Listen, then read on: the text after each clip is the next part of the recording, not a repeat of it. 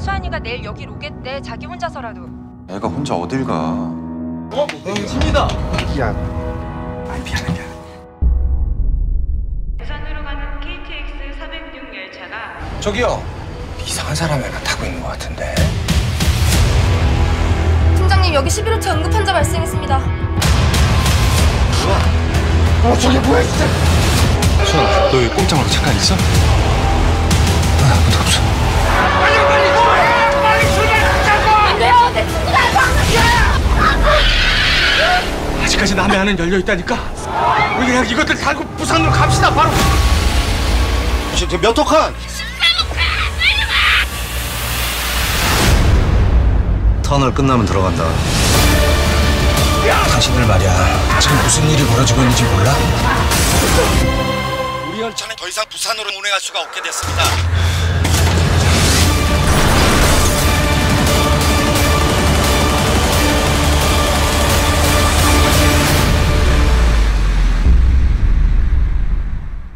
부산에 가면 아직 개봉일이 안 됐으나 50만이 본 영화.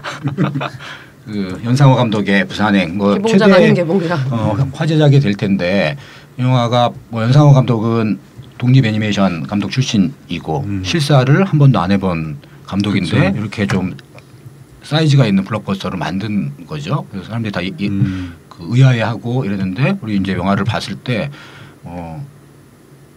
뭐라 그럴까 그냥 흠잡을 데가 별로 없어서 조금 민망한. 애니메이션을 만들다가 실사 이거는 그 뭐죠? 그 미션 임파서블 그 고스트 프로토콜 만든 그 브래드 버드 같은 경우도 인크레더블 만들었던 새빵 감독님. 네, 그 새빵 감독. 그 양반도 그 브래드가 빵새 감독님이라고. 새빵이 아니라 빵새라고 그랬다. 애니메이션 하다가 그 실사 만들면은 대부분 실패하거나 이러지 않았나요? 아니요. 빵새 감독님은 성공하셨어요. 할리우드 같은 경우에서는 뭐 그렇게 크게 그러니까 그게 있어요. 그러니까 기술적인 인프라만 제대로 받쳐주면 딱히 감독이 실패할 그럴 이유는 없어요. 오히려 애니메이션 하면서 이제 가졌던 실사 감독이 갖지 못했던 어떤 시각적인 상상력 이런 것들이 더 있다면 그걸 구현해 줄 수 있는 기술적인 것들만 이제 잘 받침이 돼 준다면은 부산행 같은 영화가 나올 수도 있는 거죠. 어떻게 보면. 서울역이 먼저 만들어진 애니메이션이잖아요. 여기서 이게 서울역이 프리퀄인데 그걸 부천 폐막작인가요? 예, 부천 국제영화제 폐막작이죠. 그래서 그 앞에 어떤 상황에 의해서 애들이 그렇죠. 그 자세한 그 기차를 타게 됐나 이게 뭐 스토리상으로 연결이 되진 않지만 어쨌든 그런 상황들이 보여져요. 이제 그런 것들이 뭐 내가 보기에는 부산행보다 훨씬 그 정치적인 이슈라든가 뭐 이런 것들 거기에 막 뭐 물대포도 나온다고 그러고 바리케이트도 나오고 이렇거든요. 그러니까 좀 더 어떤 정치적인 메시지가 담겼다면은 부산행 같은 경우에 어떤 제한된 공간에서 이 사람들이 위기에 맞았을 때 어떤 사람이 어떻게 행동을 하는가 뭐 이런 것들이 주로 보여줬다는 거죠. 그래서 뭐 이 영화 이제 류에서 뭐 투자를 하고 배급을 하는데 그런 것들 저는 그 사회비를 할 때 연상호 감독하고 류의 관계자들을 만나면서 되게 인상적이었던 게 사실 연상호 감독은 당시만 해도 그 돼지왕만 만들었던 이제 신인 애니메이션 감독이잖아요. 근데 이제 류에서 연상호 감독을 잘 본 거야. 연상호 감독이 어떤 여러 가지 아이디어라든가 이 친구가 뭘 할 수 있겠다. 근데 넌 뭘 하고 싶니? 예, 저 사회비를 하겠습니다. 사회비가 얼마나 들까요? 몇 억 듭니다. 이제 그걸 투자를 했어요. 근데 그것 때문에 저는 뭐 그 영화를 뭐 깐느에 보내기 위해서 투자했다고 생각하지 않아요. 연상호 감독이랑 계속 어떤 한 좀 큰 영화 실사의 블록버스터 정도 5, 60억 정도 되는 영화를 해보자라고 이제 계속 그 연상호 감독하고 계속 했던 거고 그래서 기획을 했던 게 서울역이었어요. 서울역 때는 저는 안 하고 빠졌는데 뭐 영화가 나왔지만 서울역을 하는 중에 이제 부산행이 기획이 된 거죠. 서울역을 만들어 놓고 부산행을 찍은 거죠. 근데 이제 서울역 영화가 세기도 하고 뭐 작은 영화들 계속 개봉을 해봤잖아요.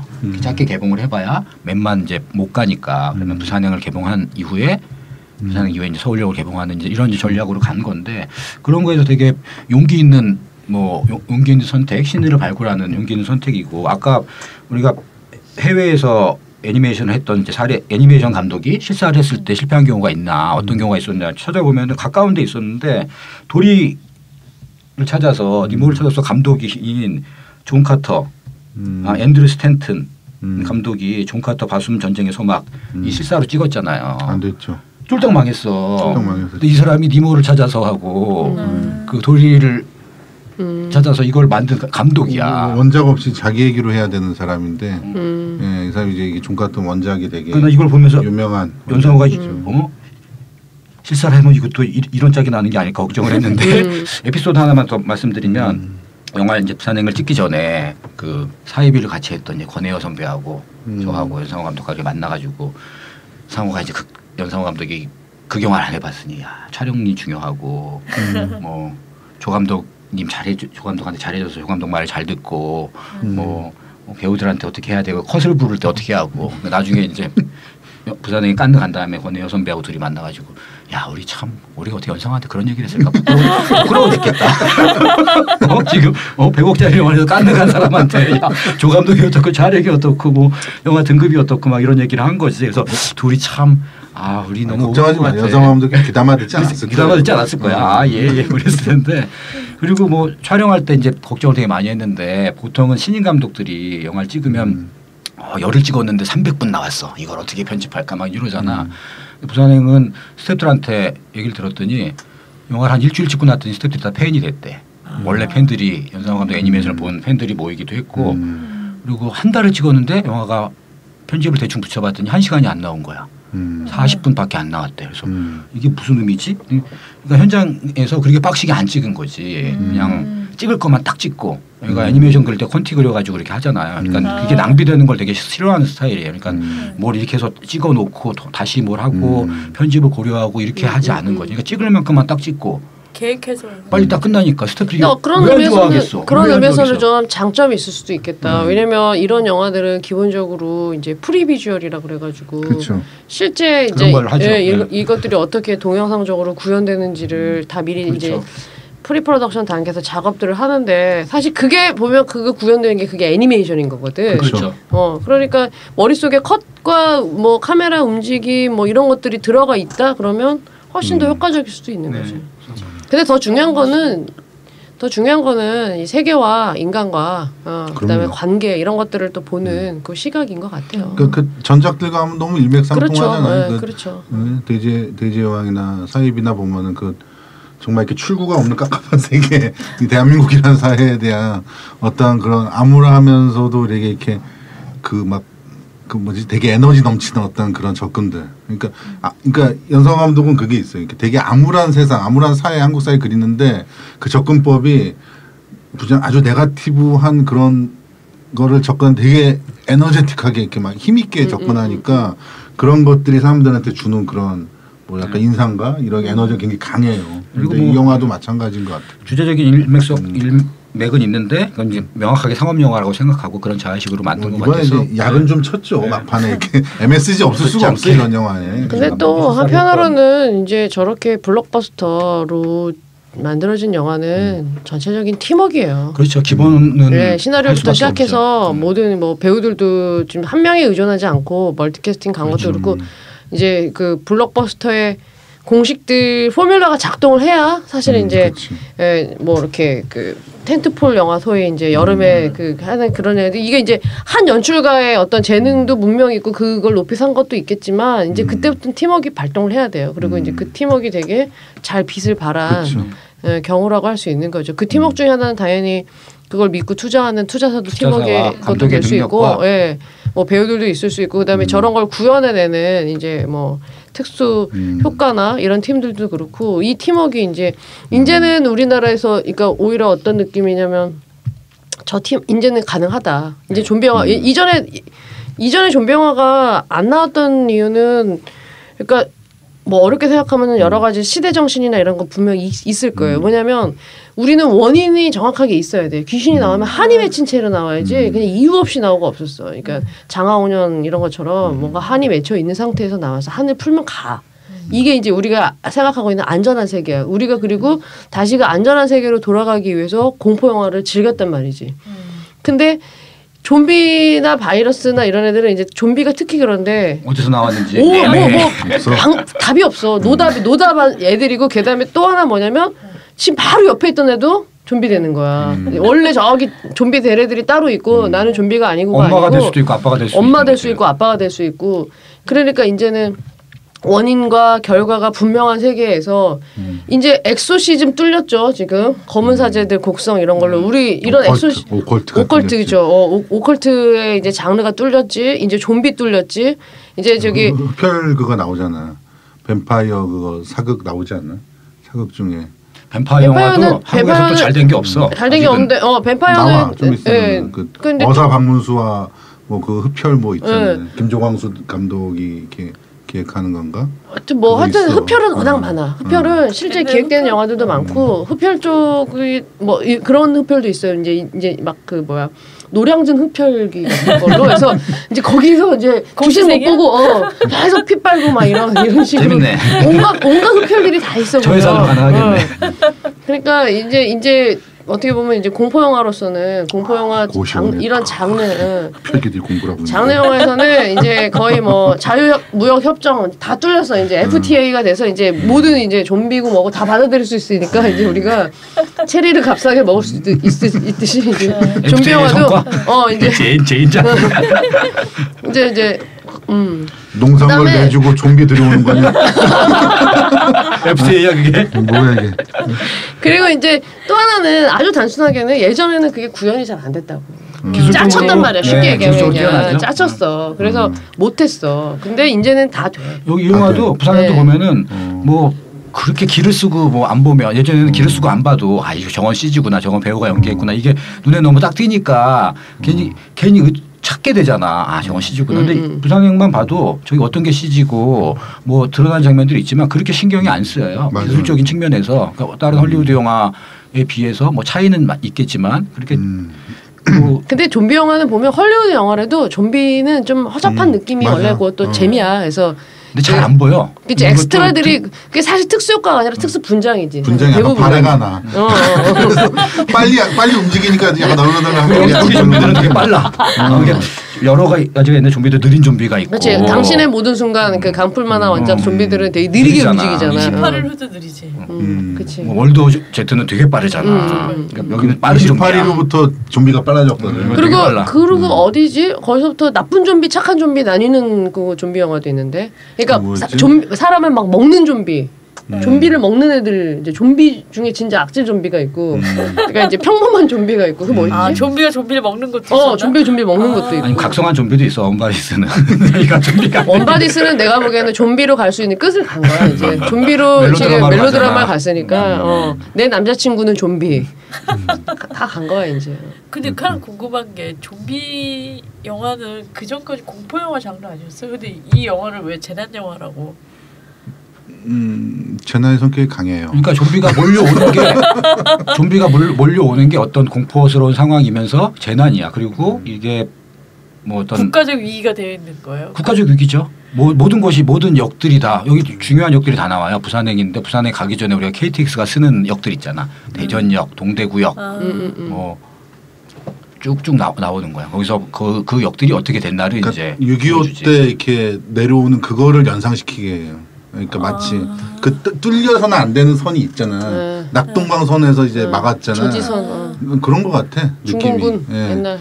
그 중공군 이제 2차에서 다시 올라갔을 때 그 해가 내려와서 이제 1사후퇴에서 다시 내려온 건데 초반에 밀릴 때 있잖아. 초반에 해가지고 내려왔을 때 막 해가지고 낙동강선을 겨우 지키잖아요. 여기도 뭐 낙동강선 그 정도야. 이것도. 근데 좀비는 재난이 될 수 있는 게 바이러스랑 비슷한 측면이 있는 게 물리면 나도 좀비 되잖아. 그러니까 확장성이 어마어마하잖아. 그렇지. 그러니까 공포 영화의 구조로는 안 가는 것 같고 그리고 좀비들의 구체적인 뭐 클로즈업이라든가 뭐 잔인한 장면들이 별로 없어요. 놀래는 장면이라든가 이런 것들이 별로 없어요. 그러니까 공포 영화의 컨벤셔널 이거 아니고 액션 중심이야. 그러니까 숨어 있고 누가 누구를 좀비가 막 숨어 있다 물고 이게 아니고 액션 중심인 거죠. 아니 근데 실제 월드워 제트도 재난 영화잖아. 근데 월드워 제트는 재난 영화인지 확실한데 그 전에 좀비 영화는 옛날 영화 옛날에 이제 그 좀비 영화는 7, 80년대 존 카펜터 그 조지 로메로 공포 영화 살아있는 시체들의 밤에 이제 우리가 한국에서 계속 시도했던 게 살아있는 시체들의 밤류의 좀비 영화들 계속 시도해서 그게 이제 다 막 저예산 B급 영화 이런 정서로만 갔는데 이제는 그게 아니라 이미 헐리우드에서도 좀비 영화는 이제 그 여름 블록버스터 영화란 말이지. 그리고 이제는. 등급도 되게 낮아졌고. 그리고 스타 캐스팅이 가능하고. 브래드 그러니까 피트가 나온다고. 브래드 피트 나오지, 피트가 뭐 니콜라스 홀트 나오지. 제작했다고 아주 자기가. 그러니까 이미 이제 그 포뮬러를 가져온 거지. 뭐 이제. 설국열차랑도 비교가 되는데 어쨌든 기차잖아.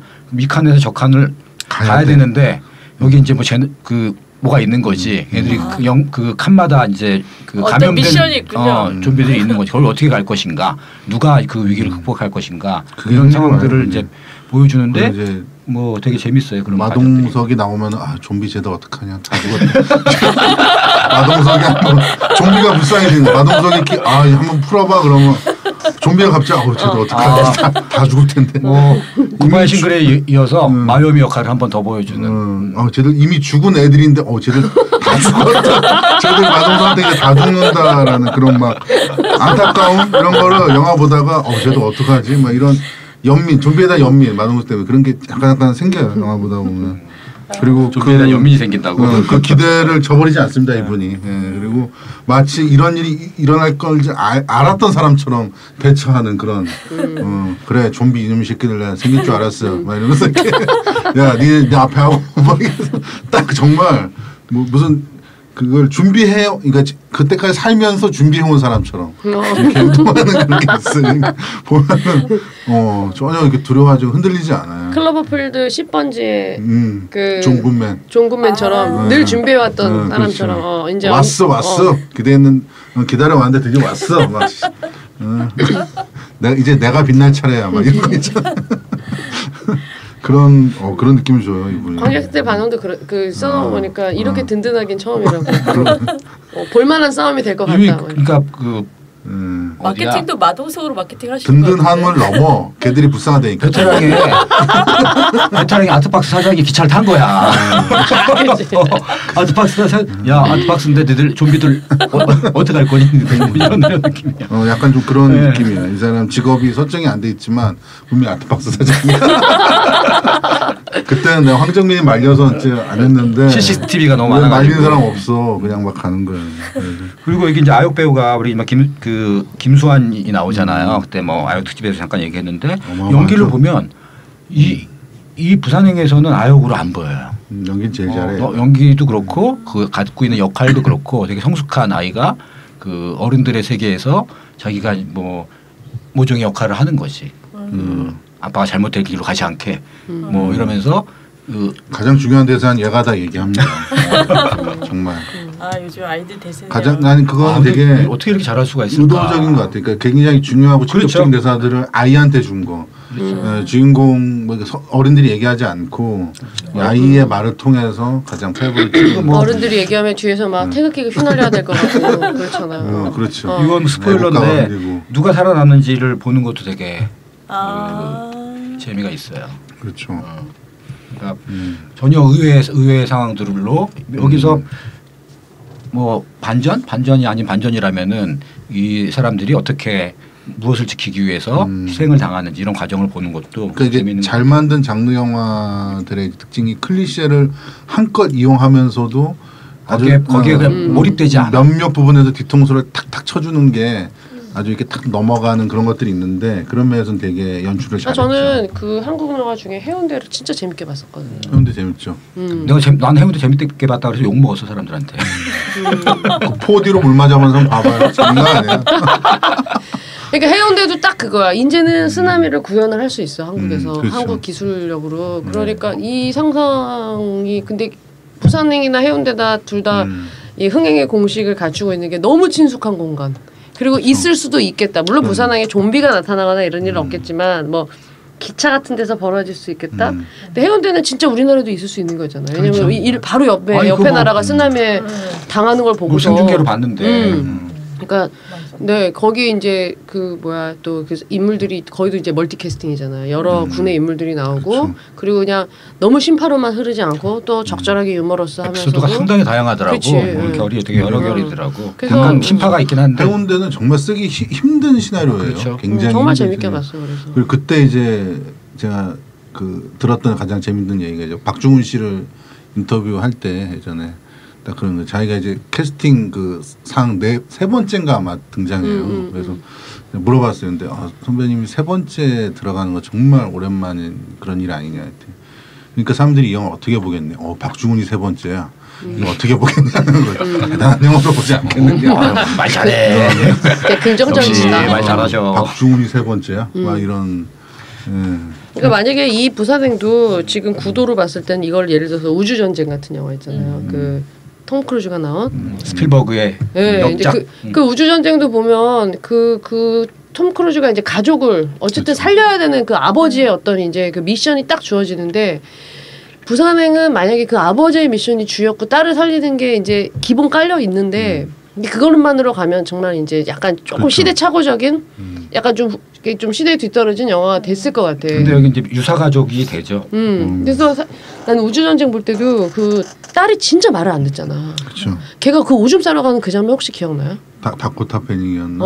걔 다코타 맞아, 와 그냥 아무 데서 싸라 그러니까 그 사람들 보니까 안 된다면서 저 안에 가는데 그때 이제 막 습격 당해가지고 걔 때문에 그냥 막 큰일 날 뻔하잖아. 그래서 정말 그때 그 화가 나가지고 그것 때문에 너무 화가 난 기억밖에 없어. 근데 이제 우주전쟁 같은 경우도 저도 보면서 생각을 되게 많이 했는데 스필버그 영화고 톰 크루즈가 나와. 근데 영화가 톰 크루즈가 할 수 있는 게 아무것도 없어. 제가 생각한 거는 그때 뭐 저 혼자 생각한 게 아니라 다른 이제 유명하신 평론가들이랑 얘기하다 보니 느낀 건데 그 9.11 이후에 미국의 어떤 재난이 됐을 때 가장들이 할 수 있는 게 뭐가 있어. 우주인이 쳐들었는데 아빠가 뭐래. 이제 그런 상황들을 읽어내고 스필버그가 어떻게 가족 영화를 어떻게 만드는지 E.T. 때하고는 다른 거죠. 그렇게 이제 느끼고 해석이 되고 이렇게 미국 영화의 변화들을 이제 스필버그가 다시 새롭게 이끌어갔다 이렇게 얘기를 했는데 부산행 같은 경우에도 우리가 뭐 재난 영화를 얘기할 때 우리가 뭐 불과 2년밖에 안 됐는데 2년 전에 엄청난 재난을 당했잖아요. 그걸 우리가 이제 또 전 국민이 지켜봤고 그래서 많은 뭐 창작자들에게는 4.16 이후에 그 영화 특히나 어떤 사회적인 위기, 집단적인 위기에 맞았을 때 사람들이 어떻게 대처하는지 그게 정부 관계자가 됐던 그 뭐 개개인들이 됐던 그런 것들을 보여주는 감기와 비교해서도 그렇고 감기는 4.16 이전의 영화잖아요. 국가가 어떤 컨트롤 타워 역할을 어떻게 하고 그 컨트롤 타워에 어떤 갈등들이 있는가 이를 나름대로 다각적으로 보여줬다면은 부산행은 그런 게 아예 없어. 이 기차에서 다 해결을 해야 돼. 그리고 그 상황만 보여준 게 이제 터널 좀 있으면 나오는 그건 터널은 정말 가장 본격적인 포스트 4.16 영화라고 할 수가 있죠. 터널에 갇혔는데 살릴 수 있다, 살릴 수 없다를 가지고서 이제 하는 거잖아요. 그러니까 좀 이 재난 영화가 되게 이제 재난 영화가라는 장르가 한국에서 제대로 시작된 게 진짜 얼마 되지 않아요. 그쵸. 기술적 부연과 자본의 규모 때문에 그 기억나 해운대 재밌게 타워, 봤던 거 그 연가시 10년도 안 된 장르라고 사실. 그런데 그리고 많이 나오지도 않았어요. 뭐 괴물 때부터 괴물이 제대로 그려졌지. 괴물 그치. 괴물 10년 된 괴물이 그러니까 봉준호식 그 재난 영화 있죠. 그 체육관에 사람들 다 모여 있고 이재민들 생겼을 때 그 풍경을 보여주잖아요. 너무 그렇죠. 한국적인 풍경을 그렇죠. 거기서 제대로 보여줬죠. 근데 10년 정도 된 장르고 많이 나오지도 10편도 채 안 나왔는데 이 장르만큼 이렇게 성큼성큼 빨리빨리 그 갖고 있는 의미나 방식이나 이렇게 소재가 진화하는 장르는 없는 것 같고 예, 그게 지금 이게 기획력하고 작가성. 네, 실제로 이제 결합돼야 앞으로 나올 재난 영화들 라인업들이 있어요. 근데 이제 지금 그리고 실제 아이템들도 지금 이제 뭐라고 이런 표현 쓰긴 정말 싫지만 계속 소재가 나오잖아. 왜냐면 우리는 위기에 살고 있잖아. 그렇죠. 어떤 상황이든 간에. 헬조선? 응? 그래서 사드 배치와 관련된 거의 그러니까 뭐 그래서 재난 영화의 화수분이야. 앞으로 나올 영화는 그런 전적과 영화도 재난이 있어요. 있겠구나. 그러니까 뭐 나오는 영화들은 일단 뭐 화산 폭발도 있고 그다음에 싱크홀 많이 얘기는 그다음에 이제 원전 원전인데. 뭐 이런 식의 그다음에 뭐 우리는 미세먼지 한국에는 우주인이 안 와도 우주인이 안 와도 돼. 우주인이 안 와. 그러니까 지금 이런 류의 계속 살아야지. 이런 류의 아이템들이 지금 계속 지금 기획이 되고 미세먼지 만들어지고 있어요. 세다. 싱크홀 뭐 미세먼지 아이고. 원전 그다음에 뭐 지진 화산 안 싸도 뭐 이런 있고. 식으로. 4대 강. 아 강북인데. 성주 주민들이 많이 참은 거야 지금. 참외를 던졌으면 어떡할 뻔했어. 종이한테 계란도 끝나는 게 다 다행이야. 터졌지 그럼. 다 터졌어. 그래서 야 왜 참외를 안 던졌어? 형 참외 던지면 죽어요. 사람들이 다 터져 그냥.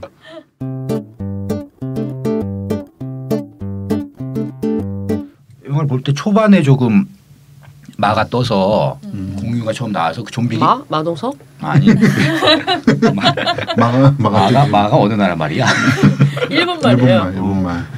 조금 약간 느슨하게 가서 이게 좀 뭔가 서걱서걱거리는 느낌이 조금 있었어요. 흠을 잡는다면 그런 부분이 있었고 또 하나 또 뭐 흠을 잡는다면은 그 돼지왕과 사이비에서 보여줬던 말 이게 그 반전을 위한 반전 같은 것들이 있잖아요. 확 깨게 만들고 그러면서 뭔가 좀 그 불편하게 하고 어떤 뭔가 폐부를 팍 찌르는 것 같은 이제 그런 느낌들이 있는데 부산행은 이제 뭐 그렇다기보다는 위태위태 할 것 같은데 쓰러지지 않더라고. 그러면서 뚝심 있게 정말 KTX가 달려가는 것처럼 이렇게 보여주는 좀비 영화이면서 그렇죠. 재난 영화이고 어떤 드라마의 상황이라든가 뭐 인물들 캐릭터를 구성하는 인물들. 그러니까 공유가 그렇게 좋은 인물이 아니야.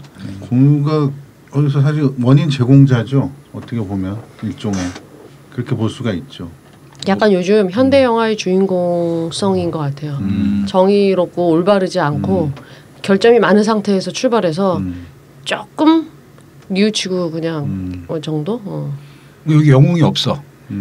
재난 영화고 그러면 누군가가 누구를 구하고 그 어떻게 사건을 좀 해결하고 그런 걸 기대하잖아요. 이제 그게 저는 사실은 재난 영화를 별로 안 좋아하는 게 사건이 있어. 그러면은 보고 있으면 긴장감이 별로 안 생기는 거야. 이거 해결될 거 아니야. 제가 누구를 구하겠군. 제가 애들을 구하겠군. 그리고 우리가 보기에는 그 수천 명의 사람들, 수백 명의 사람들이 위기에 처해 있는데 그 영화는 다 보여줄 수가 없으니까 어떤 특정 가족이라든가 특정 상황에 그러니까 수백 명이 죽고 있어도 얘만 살아나면 돼. 자기 딸만 구하고 있지. 그럼 거기에서 카타르시스를 느끼게 되잖아요. 그게 이제 스스로를 구해야 된다는 거예요. 사실 이게 우리가 포스트 세월호 시대에 한국 사회에서 누가 누구를 구하는 영웅은 정말 시대착오적인 게 돼버렸고 그냥 스스로를 구해야 돼요. 네, 근데 그 현대적이면서 멀티캐스팅일 때 더 특히 드러나는 그리고 특히 이제 미드를 많이 보면 왕좌의 게임 같은 데서 정의로운 주인공이라는 그 신화는 아예 없잖아. 서로 이제 살고 죽고 살고 막 그러니까 나쁜 놈이라고 하기도 그렇고 그렇지. 다 자기 권리와 욕망 살아남기 그렇죠. 위해서 투쟁하는 사람들의 얘기인 조금 더 거니까. 조금 더 현대적인 주인공성인 것 같고 그렇게 된다면 좀 더 기대가 되네요.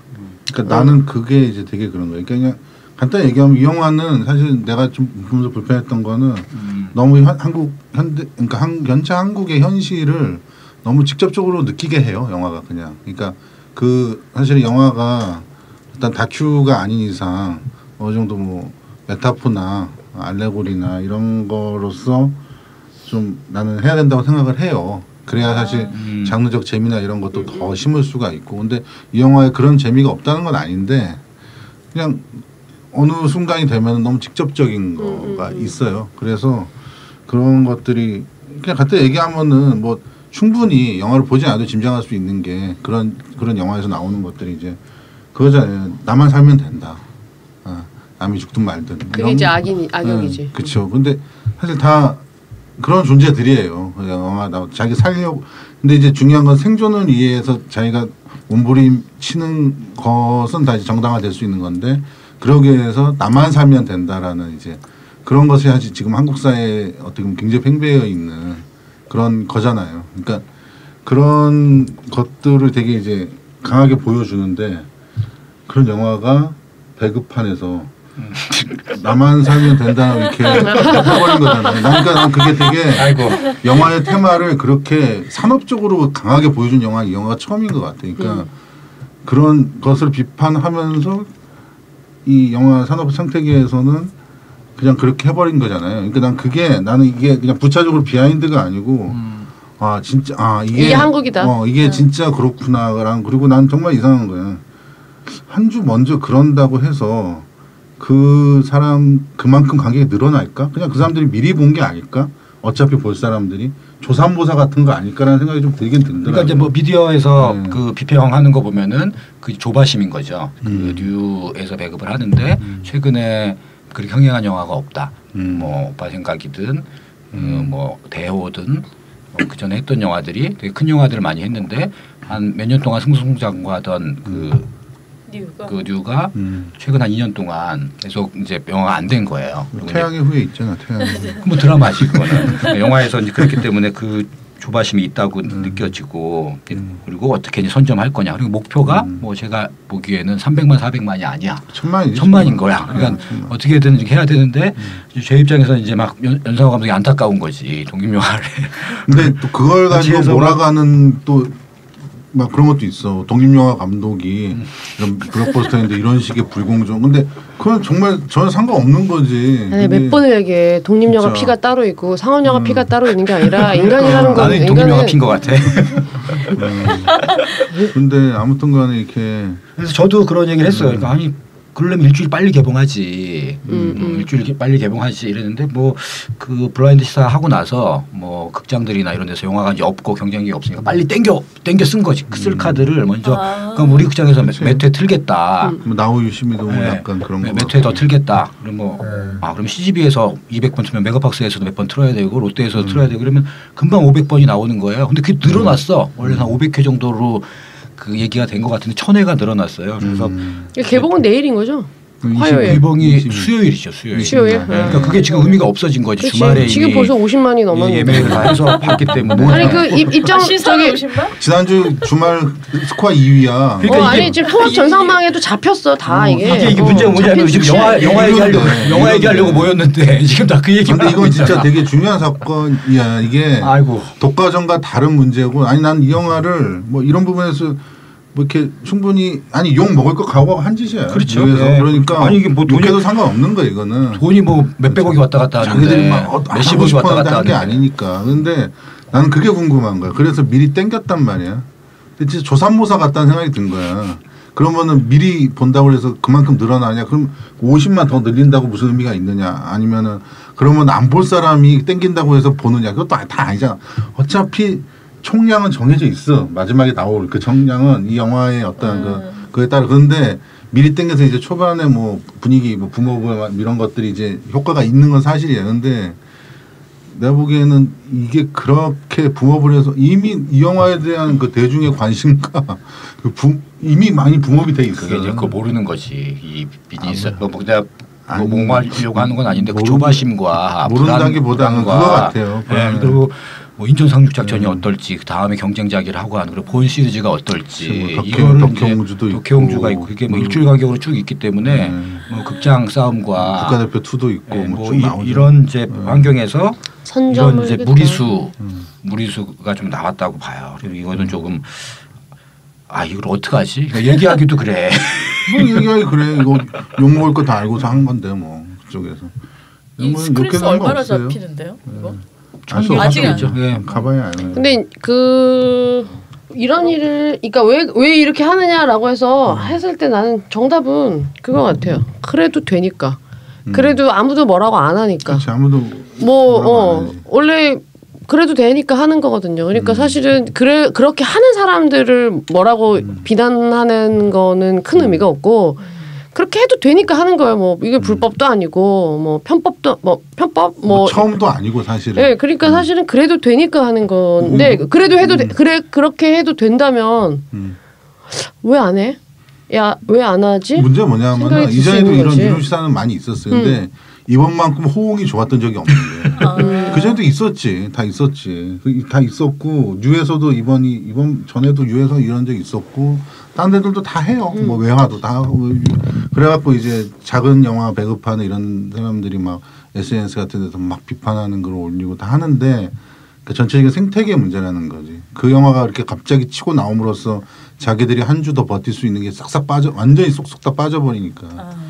뭘 빼겠어. 그런 걸 빼잖아 극장에서. 그렇죠. 그러니까 이제 그 사람들이 얘기를 하는데 이런 얘기 계속 있었는데 이번에는 너무 커. 이 덩어리가 그전에는 그냥 이렇게 파도가 무릎 정도 오는 파도였다면 이제는 머리까지 막 잠겨버리는 그런 이제 해일이 와버린 거지. 그러니까 이 사람들이 이제 그러니까 당연히 있었는데 이건 좀 심하지 않느냐.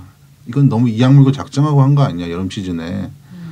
이런 식의 것이 문제죠. 그런데 이제 이런 걸 뭐 막을 법이 있는 것도 아니고 없는 거니까 그냥 이렇게 뭐 비난이 나는 거예요. 그런데 어떻게 보면 근데 이게 되게 그런 거야. 그러니까 아까 엉클 좀 말대로 그러면 교봉이를 13일이라고 하든가 처음부터 아니 20이라고 해놓고 이렇게 50만을 땡겨가 버리면은 이게 되게 그 50만이 이제 딴 영화에 조금씩 쪼개서 가야 될 50만이 뭐 몇십만이 사실은 이 영화가 들어오면서 이렇게. 근데 그게 근데 그 배급 입장에서는 그 논리는 또 다른 식일 거예요. 그런 논리가 아니라 안 나오는 관객들을 끄집어냈다라고 생각할 거예요. 그렇죠, 당연히 그렇죠. 네, 그러니까 그 쪼개서 그거를 볼 사람들이 다른 걸 볼 사람들이 일로 온 게 아니라 움직이지 않았던 사람들이 를 움직이게 만들었다라는 논리가 가능하죠, 사실. 그렇게 보면 되는데 그건 이제 결과적인 건데, 근데 그냥 그거에 간단히 얘기하면 왜 그냥 개봉일만 좀 지키자.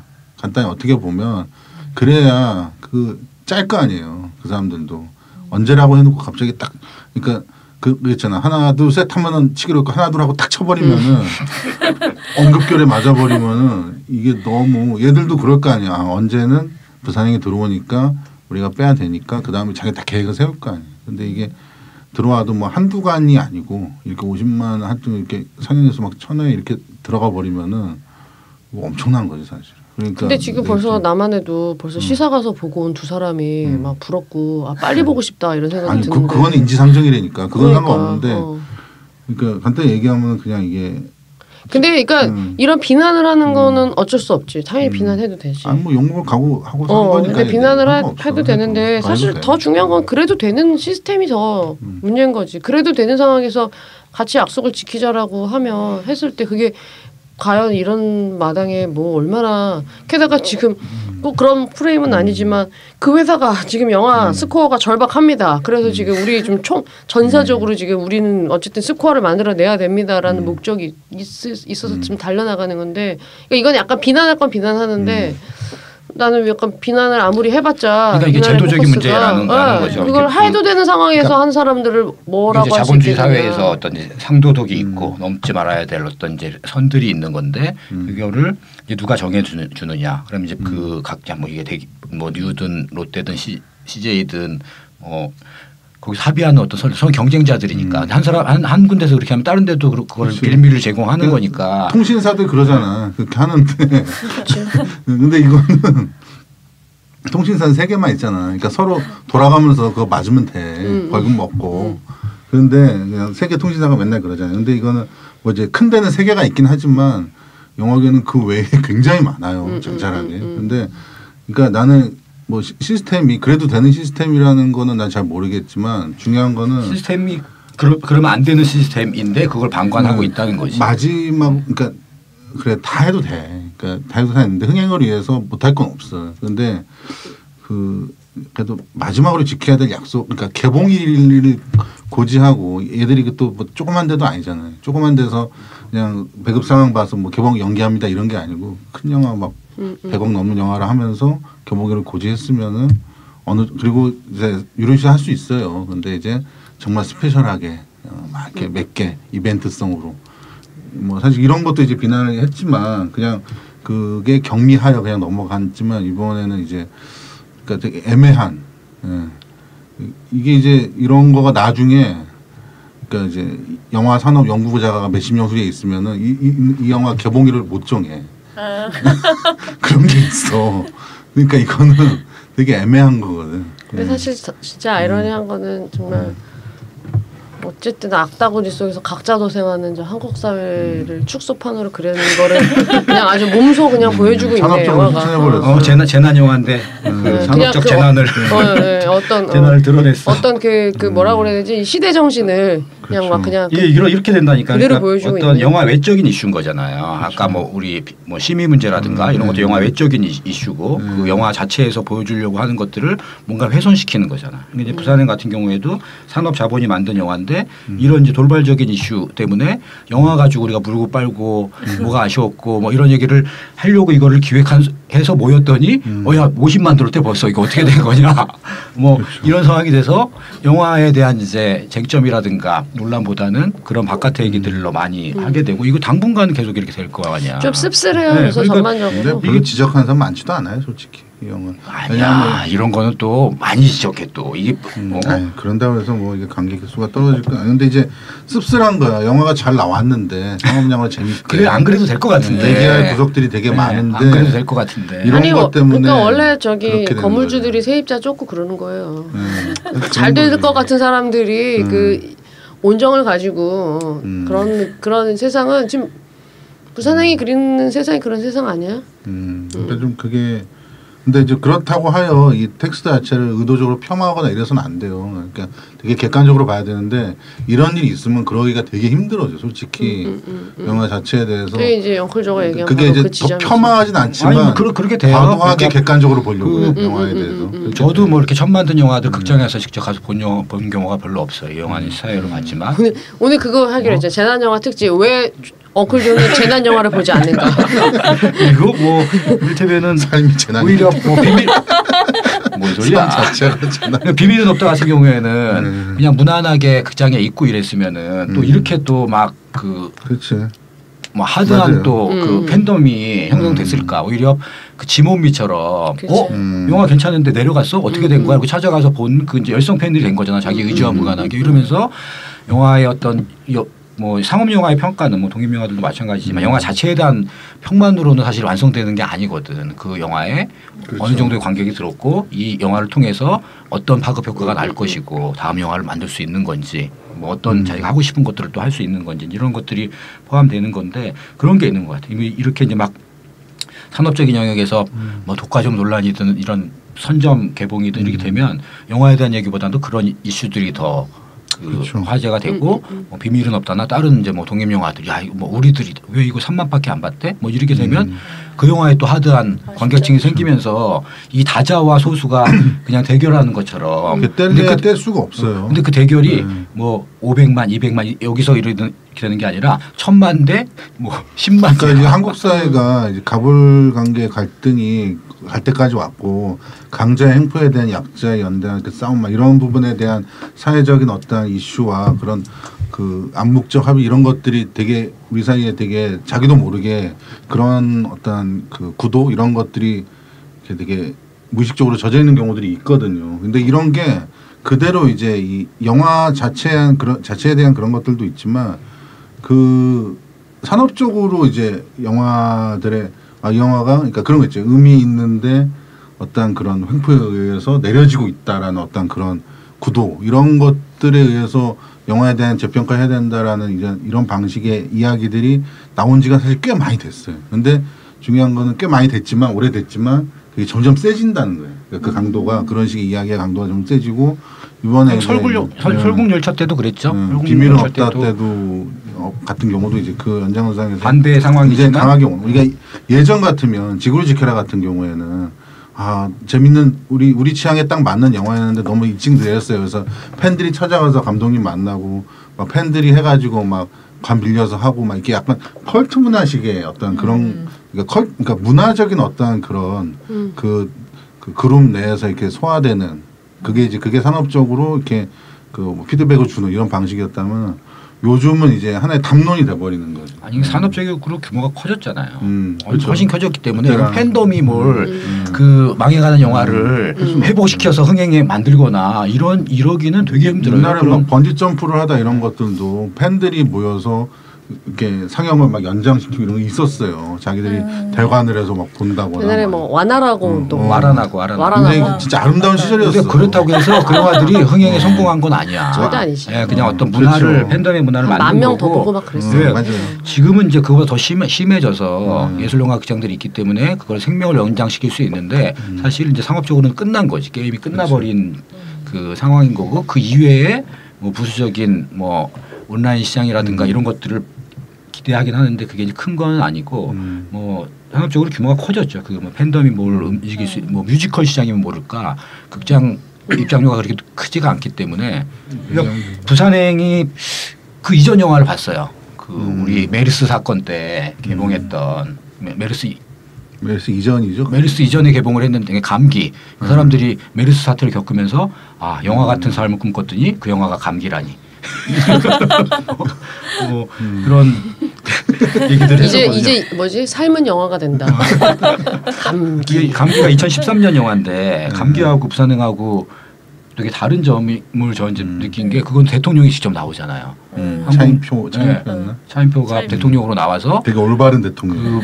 현실이 없는 대통령이지. 미국한테도 뭐라 그러고 국무총리하고 싸우고 있고 말이 돼. 근데 어쨌든 정부의 중요한 관계자가 이 사건을 해결하기 위해서 노력하는 모습을 보여준다는 거죠. 근데 부산행에는 그런 책임 있는 사람이 아무도 없어. 그게 뭐 정부랑 어떻게 해야 된다라는 그런 것도 없고 바깥에 기차 바깥 상황이 어떻게 보여지는 것도 없고 오직 그 기차를 탄 사람 주인공은 7명인데 공유, 김수환, 마동석, 정유미, 김의성, 최우식, 안주 이 7명이 이제 주인공인데 이 사람들의 비중이 거의 똑같아요. 그렇죠. 거의 똑같고 이 사람들이 어떻게 또 갈등을 겪었다가 싸웠다가 또 희생을 당하는지 이런 것들을 보여주는 거죠. 그리고 이 사람들이 다른 사람들을 구할 건지 다른 사람하고 대결을 하는지 이런 상황들을 보여주고 있는데 김 기자가 얘기했던 것처럼 저는 뭐 연상호 감독 스타일을 알아서 그런지 여기서 뭐 어떤 다른 발전이 나오거나 이 중에 한 명이 누가 누가 아닐까 뭐 이런 생각을 했었는데 그렇게 가지 않고 전공법으로 쭉 가면서 이런 상황들이 그려내는 게 뭐 저 입장으로 연상호가 완벽한 상업 영화를 만들었군. 어디 불편한 구석 없이 이런 그렇죠. 이제 느낌을 받았거든요. 그러면서 근데 그래서 오히려 저는 평이 좀 안 좋을 줄 알았어. 좀 무난하게 보지 않았을까 사람들이. 그런데 나와서 평을 봤더니 저보다 더 재밌게 봤더라고요. 되게 그 뭐 그럴만해요. 카피가 뭐 전대미문의 좀비 영화 뭐 이랬는데 한국에서 사실 그 주류 상업 영화에서 좀비물을 다룬 게 처음이거든요. 그렇죠. 그리고 뭐 그냥 저예산 상업 영화에도 별로 없었어. 뭐 단편 영화에서는 좀 있었는데. 단편 영화 많죠. 뭐 옴니버스 중에 이제 한 편들 뭐 그 뭐지? 무서운 이야기의 김국 감독이 만든 신촌 좀비 만화? 신촌 좀비 만화도 있었고 저기 그 뭐지 김지훈 감독이랑 임필성 감독이 했던 거 뭐였지 그 맞아요. 그 SF 같은 거기 인류 멸망 보고서 거기에도 있었고 이웃집 좀비 그것도 있었고 전에 장훈 감독의 불안당들 그렇죠. 그러니까 이제 저예산 혹은 단편 영화의 포맷 안에 갇혀 있던 그렇죠. 좀비를 이제 해방시킨 거죠. 그러니까 메인스트림의 소재는 아니었지. 근데 나 지금 메릴 스트립으로 들었어. 죄송합니다. 이상해.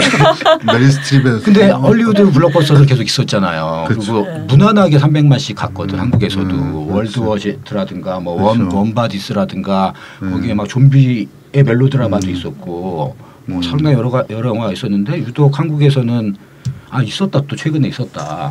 곡성. 좀비 씨는 잠깐. 그 안무하는 사람이 같은 사람이래. 그 부산행에 좀비 안무를 했던 분하고 곡성에 그 좀비 안무를 했던 분이 같은 분이고. 좀비 연기를 안무라고 그래요? 그렇죠. 안무라죠. 그거 되게 쉽지 않죠. 안무라다고? 안무라고. 아재 개그가 아주 넘치고. 아니 아재 개그가 아니야. 이건 내가 보기엔 지금 장애가 있어. 두 분이 지금. 귓밥 봐라. 귀가 잘 안 들리셔 지금. 나 일부러 그런 거야. 김기자 따라하냐고. 이게 좀비 연기를 안무라고 하는구나. 아니 좀비 연기를 안무라고 하는 게 아니라 좀비 연기를 잘 하기 위해서 지도했다고. 그걸 안무가가 동작, 지도했다고. 동작. 그러니까 예를 들어서 무술 연기를 하려면 무술하는 그치. 분이 지도를 해야 되는 것처럼 무술 지도. 이제 그 좀비 곡성이나 감독이 뭐 이런 거에서 좀비의 이런, 안무를 그 막 이렇게 안무가가 탈골되고 현대무용 가야 되겠네. 그렇겠죠. 쉽지 않아요. 공옥진 신의 11의 인터뷰도 나왔어요. 고 공옥진 여사님도 생각나고. 근데 좀비가 한국 문화 전반에 아주 많이 들어와 있고 뮤직비디오 같은 데도 좀비 컨셉 사용하는 거 최근에 트와이스 뮤직비디오 보면 좀비 컨셉 이런 거 막 되게 포미니트 했어요. 포미니트. 포미니트 근데 이제 티아라도 했었지. 우리 뭐 걸그룹 뮤직비디오 다 보고 있는 거였어? 그리고 이미 막 그 워킹데드인가 그 그렇죠. 미드도 되게 팬이 많고 영화도 잘 됐고 그러니까 이미 너무 이게 한국 영화에서 나올 그 토양 어떤 식으로 나올까 맞아. 이거가 너무 잘 돼 있는데 지금 그걸 어떻게 접근할지에 대해서 그 전까지는 그 저예산이나 마이너에서만 접근을 하다가 부산행이 정확히 접점을 찍은 거야. 맥을 딱 짚어서 이렇게 가면 된다 현재. 그래서 이 영화가 감기랑 가장 다른 게 뭐냐면 전염되고 이런 건 되게 흡사하잖아요. 근데 감기는 어떤 경로로 어떻게 해서 어떻게 전파되는 건 되게 자세히 보여줘. 근데 이 영화는 그게 딱히 거기에 대한 설명을 별로 안 해. 예. 거기에서 이 두 영화가 되게 차이가 있어요. 근데 얘기하면은 그렇죠. 감기는 그러니까 그게 이제 어떤 결과가 나타나냐면은 감기는 그래서 그 감염 경로 이런 걸 차단하고 막 이런 통제하고 이런 것들이 중심이 되는 거예요 영화가. 그러다 보니까 이 영화는 그런 통제가 잘 안 됐을 때에 이 대한민국이라는 우리나라 사회가 무정부주의 상태에 빠질 수 있다는 되게 굉장히 고도의 정치적인 어떤 텍스트로 흘러요. 그리고 국가가 어떤 기능을 하느냐. 그런데 이 부산행 같은 경우에는 중요한 건 그건 아니에요. 그러니까 이유가 뭐든 간에 어떤 식으로 간에 이런 어떤 상황이 빠졌을 때 사람들이 어떻게 행동을 하느냐. 느닷없이 이런 상황이 생길 수가 있고 그게 지금 우리의 현실인 거예요. 그러니까 지금 우리 대한민국 현실이 되게 많이 반영한 거예요. 이 이유에 대해서 메르스 때 우리가 어땠어요?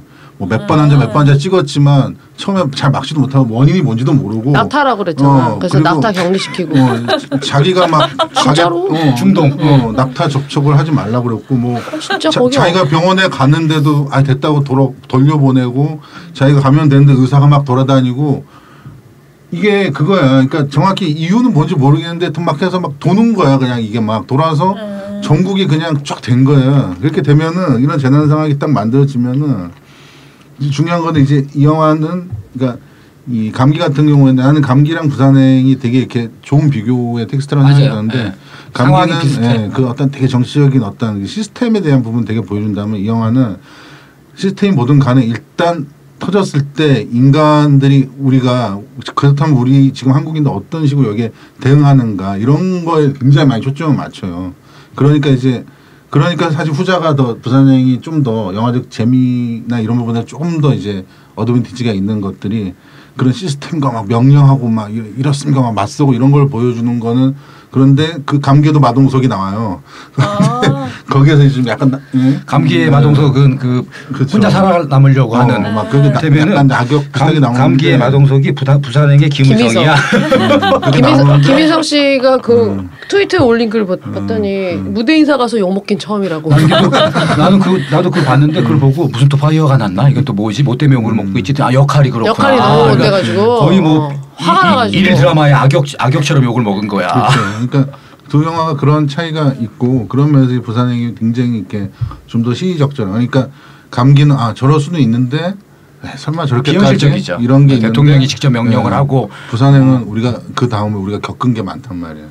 그러니까 이제 저렇게 직접 나서지 않을 거라는 걸 알아버려서 우리 지금 저러고 있어. 맞아. 저런 상황 나오면 우리 대한민국은 저런 식으로 조금이라도 더 가진 놈은 빠져나가려고 노력하고 나머지 개돼지들은 그냥 좀비 돼가지고 호적되다가 죽고. 근데 그 뭐 그쵸. 근데 우리나라뿐만 아니라 2012였나? 그것도 이제 지구가 망하니까 재난 블록버. 네, 지구가 망하니까 이제 빠져나가야 되는데 그 노아의 방주처럼 이제 그 특권층들은 제한된 사람만 특권층들은 그거를 이제 타고 날릴 생각을 하고 있고 아무것도 가지지 못한 제이크 질레날이었나 아버지가? 존 쿠제 맞아. 존 쿠제.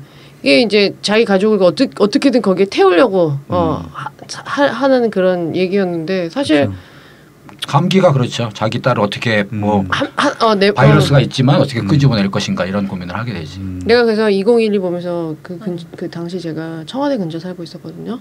그래서 재난이 닥치면 무조건 청와대 쪽으로 뛰자. 저기 타자. 분명히 뭐 있을 거다 저기에. 그래서 저기에 나도 올라타야겠다 이런 생각을 했었었어. 그게 살 길이다. 하지만 진입이 안 돼.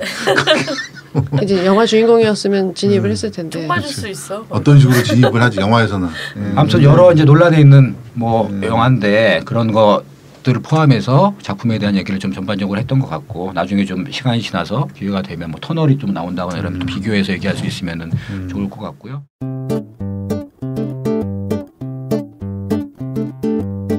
이번 주가 부천국제영화제 시작이에요. 저 거의 지난주에 간단하게 소개를 했는데 우리가 뭐 그냥 아무 페이지나 펴도 아는 영화들이 있다 얘기했는데 올해는 우리의 이제 오랜 친구인 그리고 12년 만에 부천국제영화제로 복귀한 김영덕 프로그래머하고 그 전화 연결을 해서 영화제 소식 좀 들어보도록 하죠. 예. 네, 안녕하십니까. 예, 부천국제영화제 김영덕 프로그래머를 모셨습니다. 네, 안녕하십니까. 안녕하세요. 판타스틱 영화제 김영덕입니다. 누구세요? 전 엉클조예요. 엉클조 안녕하세요. 네, 안녕하세요, 김 기자. 언니 나 고PD. 고PD 안녕. 유 반장님. 네, 안녕하세요. 저 유 반장이에요. 네, 오랜만이에요. 반갑습니다. 예, 먼저 부천국제영화제 12년 만에 복귀를 축하드립니다. 아유 감사합니다. 축하드립니다. 부천영화제 부활을 축하드려요. 아, 감사합니다. 축하드립니다. 영화제가 잘 돼야죠. 예. 네. 영화제 뭐 이번 주에 시작할 텐데요. 준비 잘 되셨습니까? 아, 예, 떨립니다. 최선을 다해서 많은 여배우 같아요, 멘트가. 아, 예, 상당 떨려요. 여배우 같아요. 예. 뭐 워낙 그 전에랑 또 많은 변화가 있어가지고 그렇죠. 규모도 커졌고, 예, 네. 준비할 게 많네요. 예, 네. 그 프로그램을 봤더니 네, 거의 막 영화들 들이붓듯이 막 그 야식 것들을 정말 들이부어요. 홍수요, 홍수. 아무 토할 것 페이지나 같이. 페이지 펴도 아는 영화가 있어. 그막 2년치를 1년에 하는 듯한 그런 막 영화의 느낌을- 장마철. 그래. 네. 휩쓸려가 죽어라 막 영화에 뭐 이런 걸 영화의 쓰는데 쓰나미를 맛보시지요. 네. 어떻게 해서 이렇게까지 하게 된 겁니까 이게?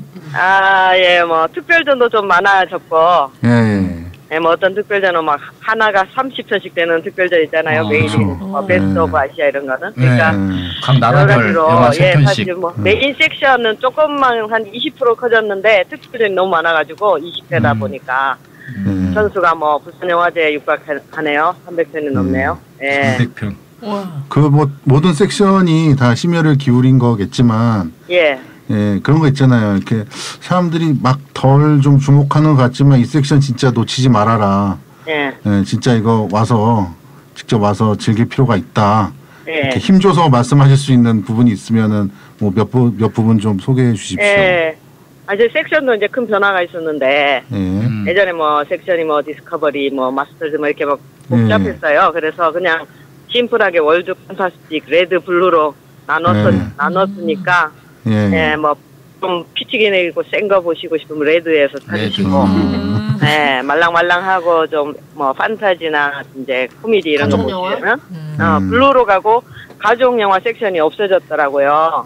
너무나 안타까워가지고 가족 영화 패밀리 존을 다시 부활시켜서 많이 힘을 잘하신 줬습니다. 겁니다. 예. 어린이 심사위원단도 모집하고 와. 예, 패밀리 존 영화들한테 이제 아이들이 초등학생들이 다 직접 영화 보고 예. 네, 폐막식 때 상을 수여하는 그런 이 해외 영화제에는 이런 거를 몇 번 본 것 같은데 그죠? 국내에서는 이런 어린이 심사위원단 이런 거는 굉장히 드문 그리고 그런 네. 시도인 것 같네요. 예. 네, 올해 어린이 20회다 보니까 20명을 뽑아가지고 저희가 예. 장장 20명의 심사위원단이 패밀리 존 영화를 심사를 하게 됩니다. 예. 기대가 됩니다. 어린이 영화제에서는 네. 그 어린이 심사위원들이 있고 부천만 하는 건 아니고. 아니, 그러니까 우리가 벤치마킹 한 거죠. 그렇지, 그렇지.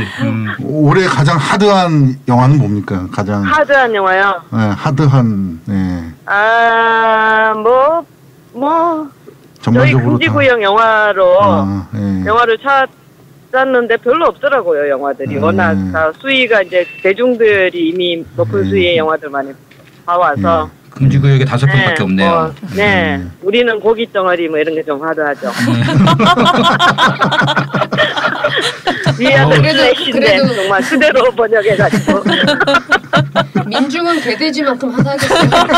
우리는 거기덩어리가. 그렇지. 네. 이거 뭐 생각나죠. 민중은 개돼지 생각나고. 네. 한 정치 관료 얘기를 빗대서 프로그램을 성견 지명으로 하셨군요.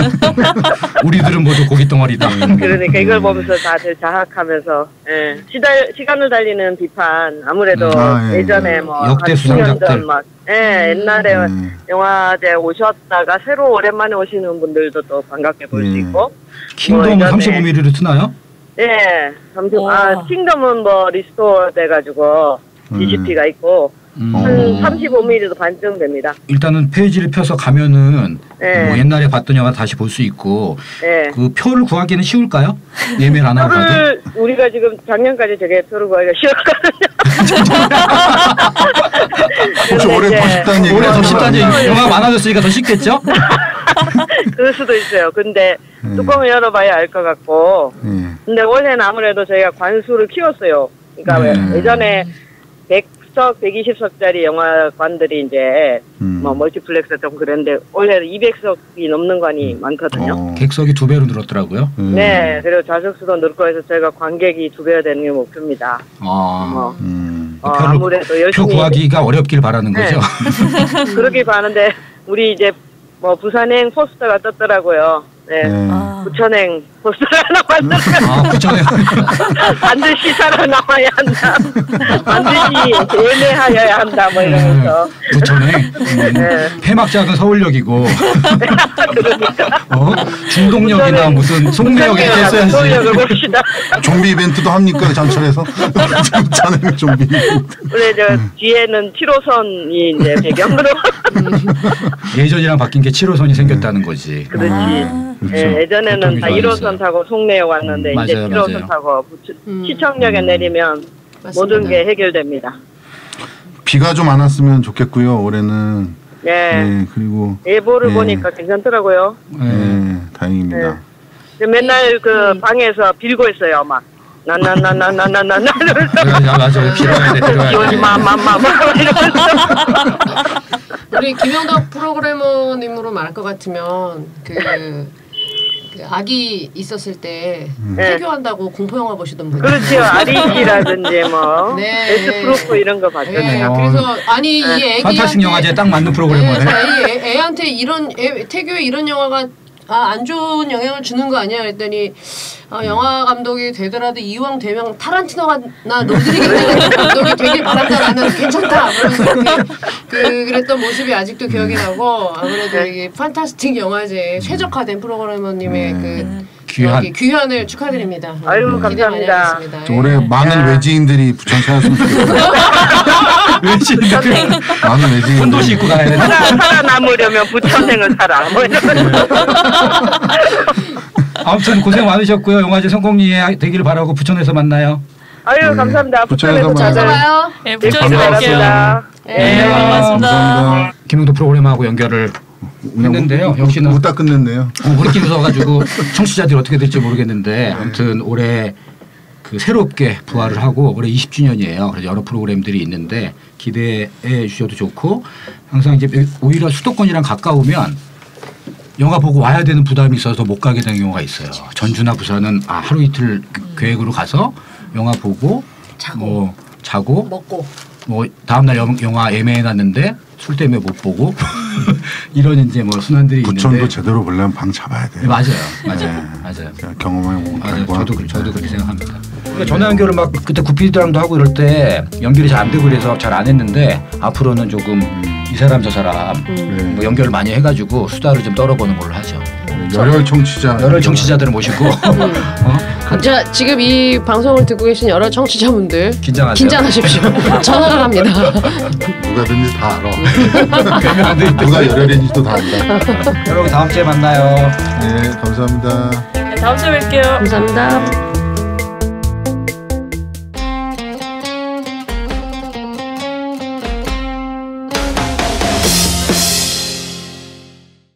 Three, two, one.